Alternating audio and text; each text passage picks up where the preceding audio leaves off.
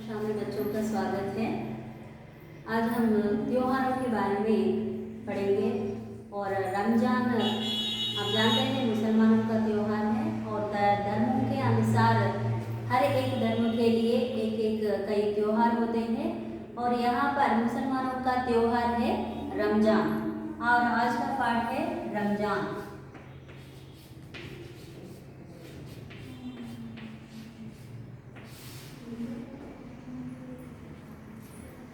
और यहाँ पर चित्र और पाठ्य पुस्तक में 44 में आपको यह चित्र दिखाई देता है और इस चित्र देखिए, इस चित्र को देखने पर आपको कैसा लगता है। और यहाँ पर चित्र देखे तो दो बच्चे एक दूसरे से एक आलिंगन कर रहे हैं, एक दूसरे से एक आलिंगन कर रहे हैं। क्यों ऐसा? और रमजान त्योहार पर सब एक साथ मिलकर एक दूसरे से एक ऐसा आलिंगन करते हैं और त्योहार की बधाइयाँ देते हैं। और यहाँ पर 3 प्रश्न दिए गए हैं। चित्र में क्या दिखाई दे रहा है? चित्र में क्या दिखाई दे रहा है? चित्र में दो बच्चे एक दूसरे से एक आलिंगन कर रहे हैं। और सेकंड क्वेश्चन है, देश के विकास के लिए एकता का क्या महत्व है? एकता माने क्या है? यूनिटी। और देश के विकास में एकता का महानता क्या है और एकता से रहने से हमें क्या फायदा है और देश के विकास में इसका सहयोग क्या हो सकता है। और देश के विकास में एकता का बड़ा महत्व है। एकता से रहने से लोग मिलजुल कर रहते हैं और भाईचारे का भावना बढ़ती है और झगड़े नहीं होंगे और एकता से हमें ज़्यादा लाभ होता है। और यहाँ पर तीसरा प्रश्न है, हम धार्मिक सद्भावना कैसे बढ़ा सकते हैं? धार्मिक सद्भावना, और धार्मिक माने क्या है? धर्म के अनुसार किया जाता है और यह भावना कैसे बढ़ा सकते हैं? धर्म के अनुसार धर्म के अनुसार कुछ लोग अपने अपने त्योहार मनाते हैं, उसी प्रकार धार्मिक भावना सद्भावना कैसे बढ़ती है? अपने अपने त्योहारों को मनाने से धार्मिक सद्भावना बढ़ती है। और इस पाठ का उद्देश्य क्या है? निबंध की जानकारी के साथ निबंध लेखन का अभ्यास करना और किसी एक विषय के बारे में पूर्ण जानकारी हमें प्राप्त होता है, उसे कहते हैं निबंध लिखना। और यहाँ पर रमजान एक निबंध पाठ है और रमजान पाठ पढ़ने से हमें निबंध की जानकारी के बारे में विषय बोधन होता है और निबंध किस तरह से लिखने के लिए हमें अभ्यास मिलता है। और त्योहार मानवता का संदेश देते हैं और त्योहार हमें मानवता का संदेश देते हैं। यहाँ पर रमजान मानवता का संदेश देने के लिए उद्देश्य लेकर यहाँ पर प्रस्तुत है। और इस पाठ के द्वारा संस्कृति और सद्भावना का विकास करना, इस पाठ के द्वारा हमें कल्चर में और संस्कृति में और सद्भावना में विकास लाना इस पाठ का मुख्य उद्देश्य है। और यहाँ पर हम पाठ्य पुस्तक में और पाठ 45 यहाँ देखिए, पाठ में शुरुआत, भारत प्राचीन और विशाल देश है। भारत कैसा देश है? प्राचीन और विशाल देश है। और हमें मालूम है क्यों भारत विशाल देश है, क्यों प्राचीन देश क्यों है? क्योंकि भारत में अनेक तरह के लोग रहते हैं, अनेक जातियों के लोग रहते हैं, भाषाएं बोलते हैं और इसकी संस्कृति भी प्राचीन है और इसका इतिहास भी बहुत प्राचीन है, इसलिए भारत प्राचीन और विशाल देश है। और यहाँ अनेक धर्मों के लोग और जातियों के लोग रहते हैं और यहाँ अनेक धर्मों के लोग, धर्म क्या क्या है अपने भारत में? हिंदू, मुस्लिम, सिख, ईसाई और कई तरह के धर्म के लोग हैं और उन धर्मों के लोग, उन जातियों के लोग यहाँ पर रहते हैं, इसलिए भारत एक विशाल और प्राचीन देश है। सभी धर्मों के लोग विविध प्रकार से उत्सव मनाते हैं और विविध धर्म को मानने वाले लोग यहाँ पर उत्सव या त्योहार, उत्सव माने क्या है? त्योहार कहते हैं और पर्व कहते हैं, ऐसा मनाते आते रहते हैं। और ये त्योहार समाज में खुशी और सजगता लाते हैं और किसी धर्म के त्योहार भी और समाज में क्या लाती है? खुशी लाती है और सजगता लाती है। इस भारतीय संस्कृति की शोभा में चार चांद लगाते हैं, ऐसे ही महत्वपूर्ण त्योहारों में ईद उल फितर भी एक है, इसे रमजान भी कहते हैं। और भारतीय संस्कृति की शोभा में क्या है? सुंदरता। और भारतीय संस्कृति की इस सुंदरता को और थोड़ा बढ़ाने के लिए त्योहार आते हैं। उसमें महत्वपूर्ण त्योहारों में ईद उल फितर भी एक है। और क्या है? ईद उल फितर। ईद उल फितर।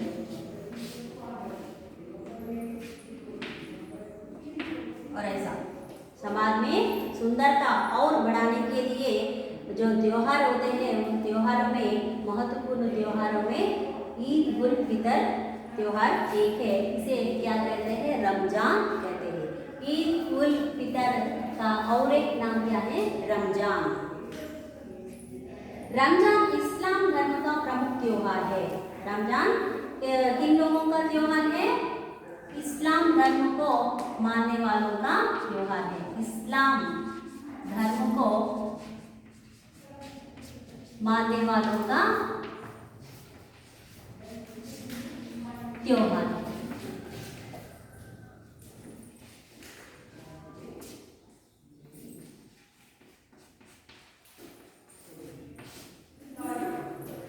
इनका त्योहार है? इस्लाम धर्म मानने वालों का त्योहार। वास्तव में रमजान इस्लाम धर्म के 9वें महीने का नाम है खासकर। और ये रमजान और क्या, और यह नाम कैसा आया इसे? और इसका नाम तो ईद उल फितर है। फिर रमजान क्यों कहा गया? रमजान इसलिए कहा गया कि एक साल में कितने महीने होते हैं? 12 महीने होते हैं। और इसमें 9th महीना का नाम क्या है? रमजान। इसलिए 9वीं महीना में रमजान नामक एक महीना का नाम है। यह आने से इस महीना में रमजान त्योहार मनाते हैं। इसलिए इस ईद उल फितर का नाम रमजान ऐसा हो गया। इस्लाम धर्म के 5 बुनियादी सिद्धांत है। और इस्लाम धर्म के 5, और इस्लाम धर्म मानने वालों के लिए कितने सिद्धांत है? 5 सिद्धांत है। कितने सिद्धांत है उनके लिए? 5 सिद्धांत है। किनके लिए है ये 5 सिद्धांत? इस्लाम धर्म मानने वालों को कितने सिद्धांत होते हैं? 5 सिद्धांत होते हैं। तो और पहला है तौहीद। पहला है तौहीद। और दूसरा है नमाज। और तीसरा है रोजा। और 4th वन है ज़कात। और 5th वन है हज। और इसमें रोजा, इस सिद्धांत के ऊपर यह रमजान त्योहार मनाया जाता है। और कितने सिद्धांत हैं? इस्लाम धर्म के मानने वालों के लिए 5 सिद्धांत है। और उनमें और रोजा तीसरा सिद्धांत है। इसके अनुसार रमजान त्योहार मनाया जाता है। इनमें तीसरा सिद्धांत रोजा है। इसे रमजान के महीने में अदा किया जाता है। यह इबादतों व बरकतों का महीना है। इबादतों मीन्स क्या है? प्रार्थना। इबादतों मीन्स क्या है? प्रार्थना।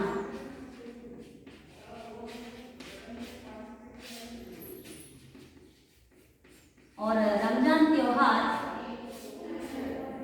इसके लिए त्योहार है, इबादतों का त्योहार है, प्रार्थना। और उपवास करने वाले और भक्तजन अपने अल्लाह को मन में रखकर और ऐसा प्रार्थना करते हुए और इस महीने में रोजा रहते हैं। और बरातों का महीना है। बरातों का मीन्स क्या है? बरात मीन्स क्या है? किसी हम भगवान की कृपा के लिए हम तरसते हैं और कुछ न कुछ काम में विजय होने के लिए हम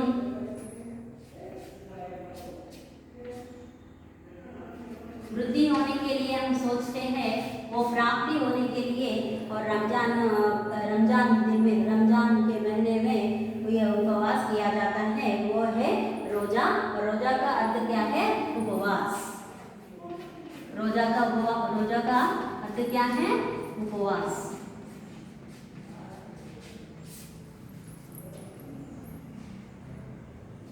यह माना जाता है कि इसी महीने में पवित्र ग्रंथ कुरान ये शरीफ नाजिल हुआ है। और इसी महीने में क्या हुआ है? कुरान ये शरीफ। कुरान आप जानते हैं क्या है? कुरान मुसलमानों का पवित्र ग्रंथ है और मुसलमानों का पवित्र ग्रंथ इसी महीने में नाजिल हुआ है, इसी महीने में अवतरित हुआ है, इसी महीने में अवतरित हुआ है। और इस्लामी महीना चांद के निकलने से शुरू होता है। और इस्लामी महीना और ये रमजान का महीना चांद के निकलने से, और चांद किस दिन निकलता है और उस दिन से यह त्योहार शुरू हो जाता है। और रमजान का चांद निकलने पर इसकी सूचना विविध प्रकार से दी जाती है। और रमजान का चांद और कब चांद निकलता है और वो निकलने का जो सूचना होती है और वह विविध प्रकार से की जाती है। और जिससे चांद निकलने के बाद ये रमजान का महीना शुरू हो जाता है।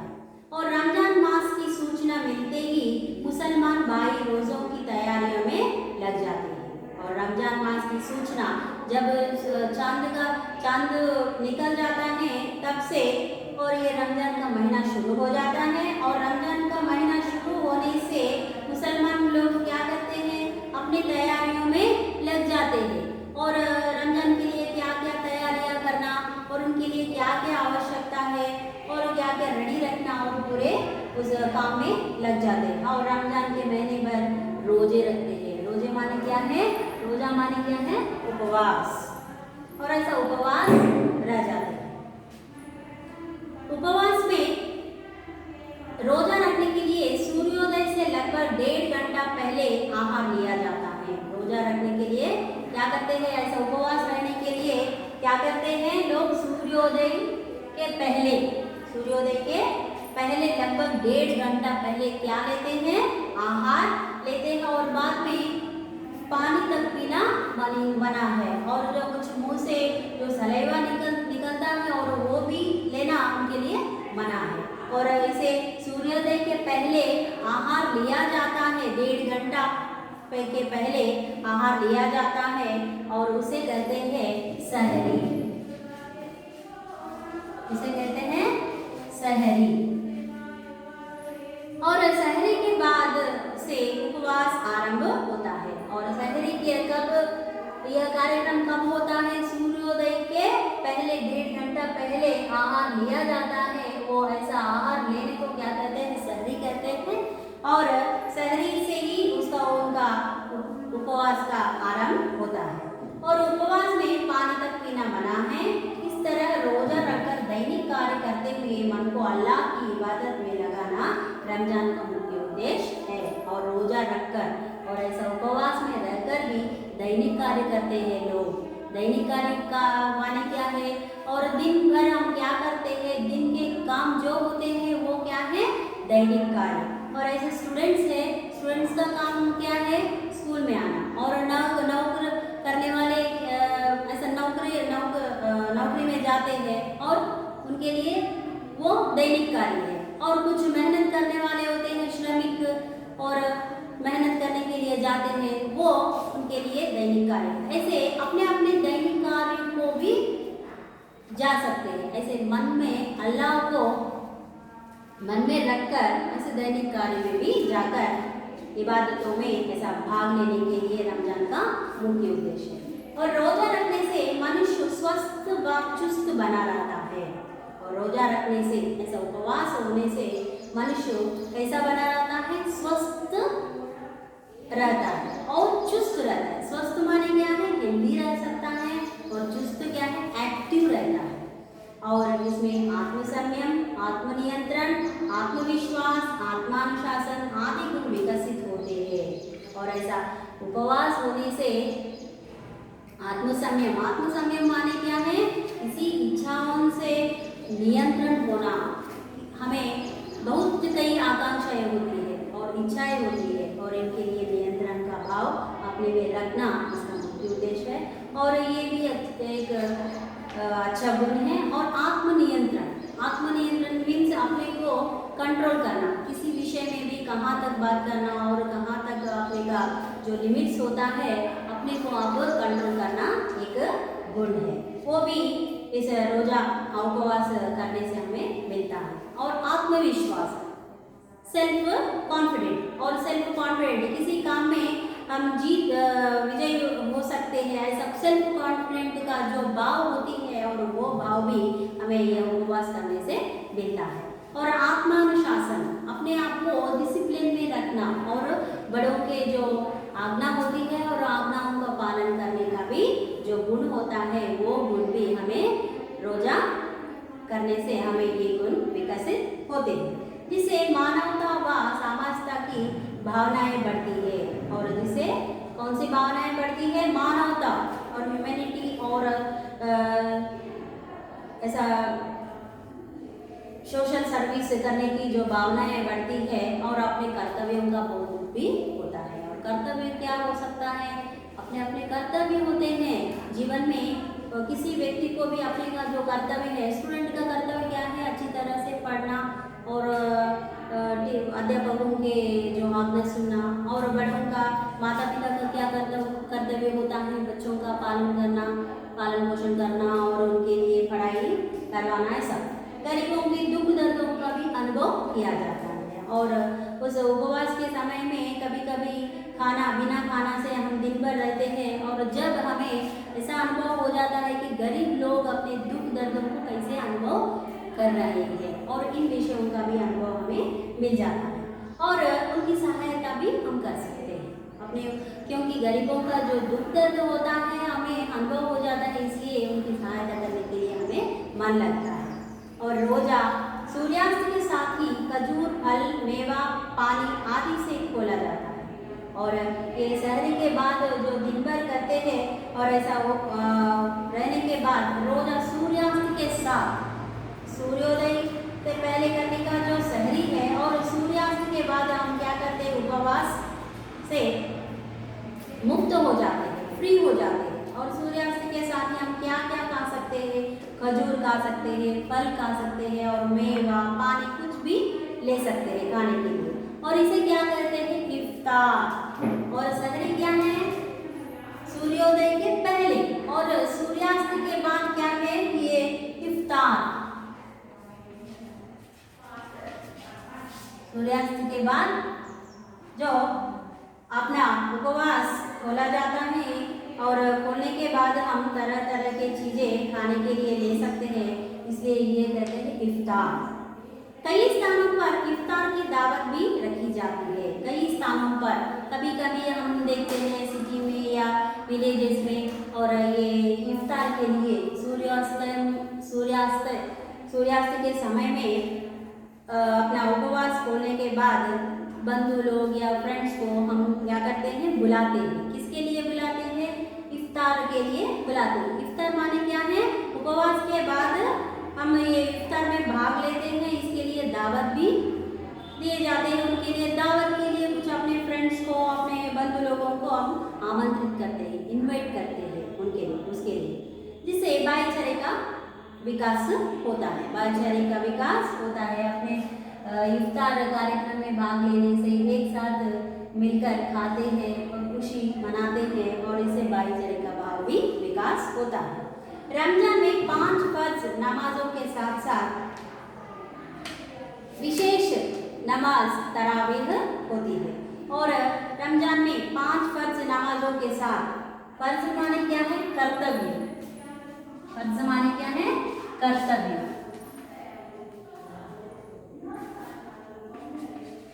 और ये 5 प्रकार के कर्तव्य का भी हमें बोध होता है। और नमाजों के साथ साथ विशेष नमाज भी करते हैं। और विशेष नमाज और कर्तव्यों के प्रति, और कर्तव्य के साथ साथ हम क्या करते हैं? तरावीह भी होती है। और नमाज के साथ साथ क्या होती है?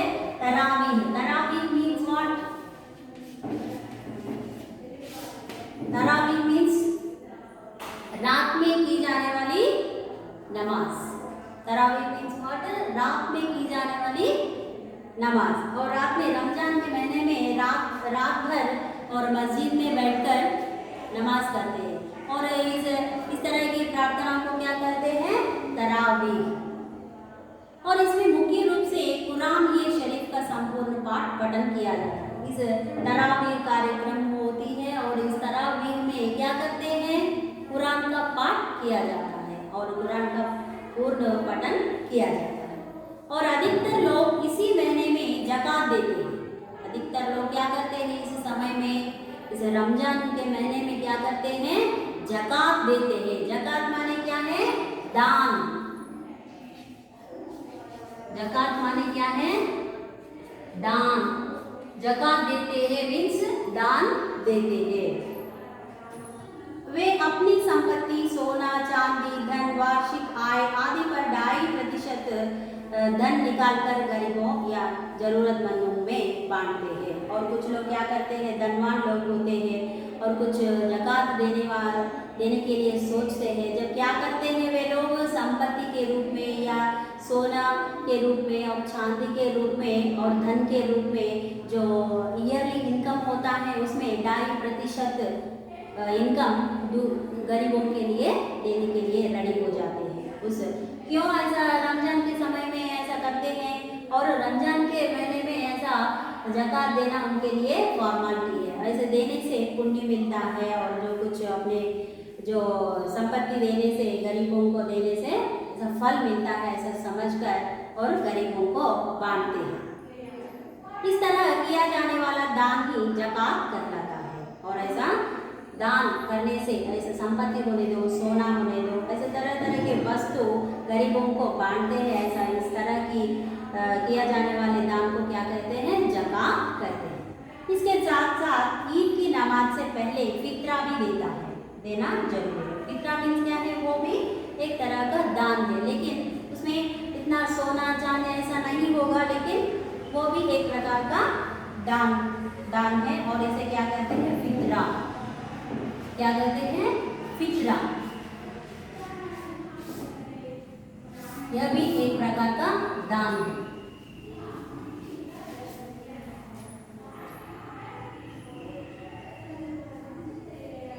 इसलिए भी इसे ईद उल फितर कहा जाता है। और इसलिए ये फितरा का जो कार्यक्रम होता है इसलिए इसे ईद उल फितर कहा जाता है। इस तरह रमजान के महीने में चारों ओर परोपकार की भावना छा जाती है। इस तरह रमजान के महीने में, और रमजान आया है और उस महीने में चारों ओर परोपकार की भावना, परोपकार मीन्स व्हाट, दूसरों के लिए सहायता करना, और इस भावना की वृद्धि हो जाती है, जिससे सबको मानव सेवा के पथ पर बढ़ने की प्रेरणा मिलती है। जिससे क्या होता है, सबको मानव सेवा करना आदत बन जाती है और दूसरों को भी और उस भावना को लाने के लिए, उस पथ पर बढ़ने के लिए प्रेरणा मिलती है।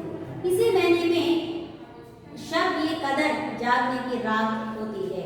और इसी महीने में क्या होता है, शब ये कदर जगने की रात। हम सुनते हैं बाहर के लोग कहते हैं जगने की रात कब है, ऐसा सोचते हैं। वो क्या है, यह एक महत्वपूर्ण इबादतों की रात है। और इबादत मीन्स व्हाट, प्रार्थना।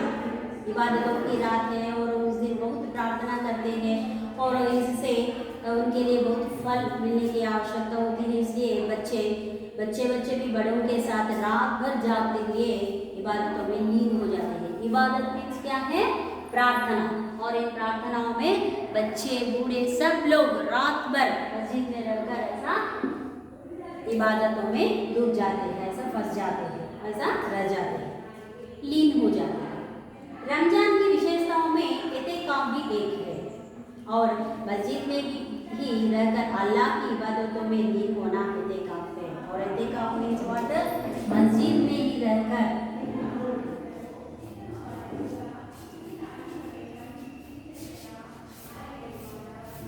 एतेकाफ। और यह एतेकाफ माने क्या है, मस्जिद में ही रहकर अल्लाह की इबादतों में, अल्लाह की प्रार्थनाओं में डूब जाना एतेकाफ है। इस महीने में विशेष रूप से दुआएं मांगी जाती है। और इस विशेष रूप में इस महीने में तरह तरह के ये कार्यक्रम करते हैं, इसलिए विशेष रूप से आशीर्वाद मिलते हैं और जिनमें विश्व कल्याण की भावना होती है और तरह तरह के कार्यक्रम इनके द्वारा किया जाता है लोगों के द्वारा।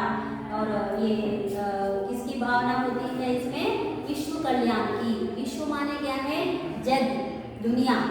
और विश्व कल्याण की भावना, दुनिया को जो भलाई होती है और वो आने के लिए हमें संभावना मिलती है। रमजान के रोजे पूरे होते ही अगले दिन ईद उल फितर मनाते हैं। रमजान के रोजे, और रोजे कितने दिन होते हैं? 30 दिन होते हैं। रमजान कितने दिन होते हैं? 30 दिन।